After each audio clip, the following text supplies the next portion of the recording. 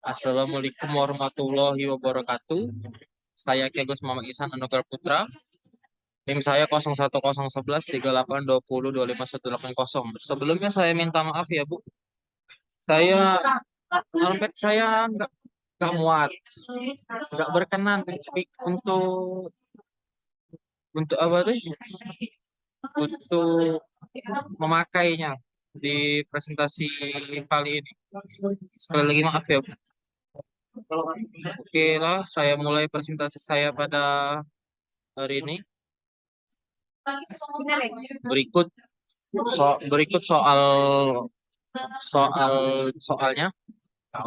Dan ini jawaban nomor satu saya. Pasar terdiri dari banyak dan beragam pembeli yang berbeda dalam beberapa hal seperti keinginan, kemampuan keuangan, lokasi atau tempat tinggal, sikap pembelian dan lain-lain. Maka dari itu penting untuk pembisnis mengetahui dan memahami apa itu segmentasi pasar. Sebagai pelaku bisnis yang memiliki produk tertentu pastinya berkeinginan untuk produknya terjual dan mendapat profit. Supaya penjualan yang dilakukan dapat dilakukan secara optimal, sebelumnya perlu dilakukan analisis mengenai kebutuhan global negara atau di mana kita menjual produk tersebut nantinya. Dengan harapan produk yang kita jual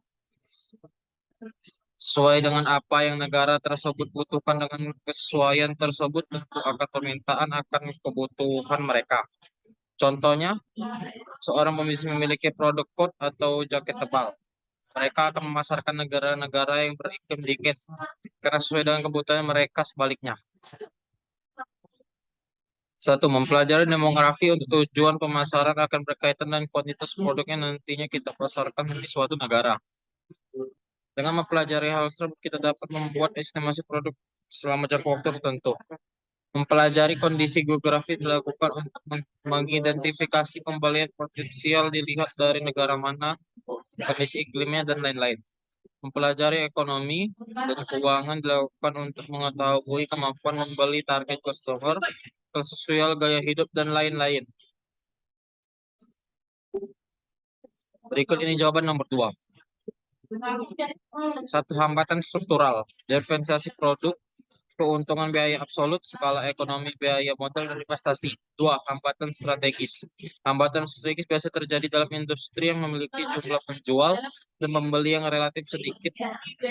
Perilaku perusahaan tersebut dapat berupa kooperatif strategik behavior maupun non-kooperatif strategic behavior. Kooperatif strategic behavior contohnya kolusi yang dilakukan oleh beberapa perusahaan akan meningkatkan hambatan masuk ke pendatang baru. Dan non-cooperative strategic behavior dapat berupa penentuan harga atau price maupun non-price prediction. Baik, kita lanjut ke nomor 3. Oke, nomor 2 belum selesai.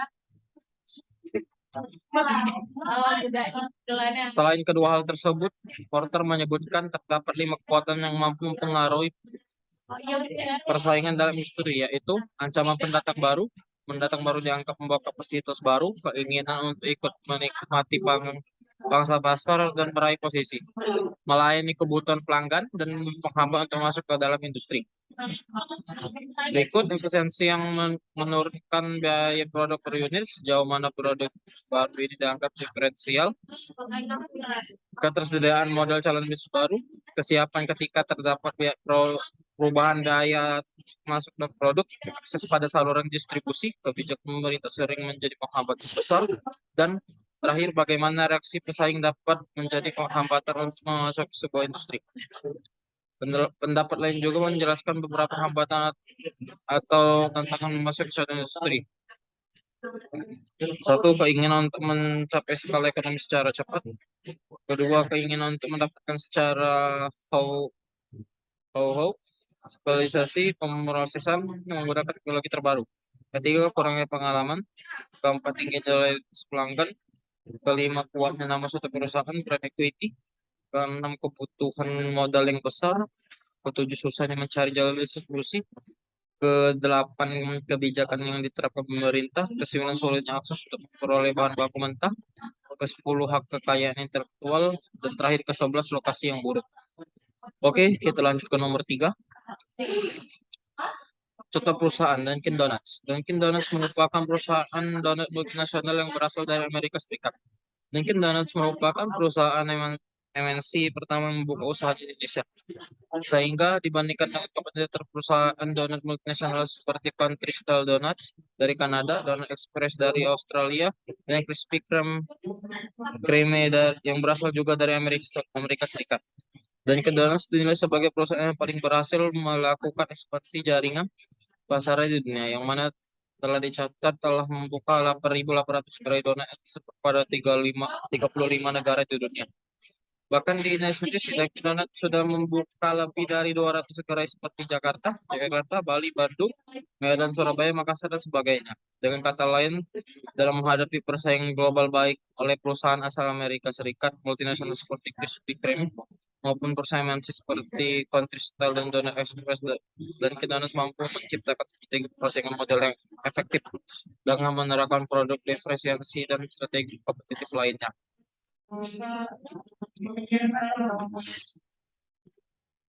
Adapun berdasarkan Michael E. Porter, teori keunggulan bersaingnya sebagai berikut.